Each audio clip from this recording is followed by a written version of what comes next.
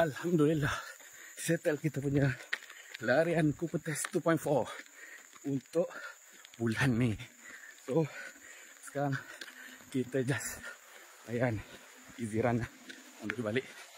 Hai.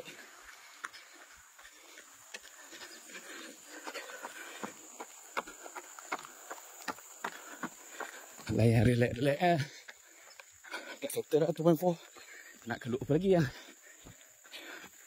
untuk bulan ni tak risaulah sangat. So, pace 8.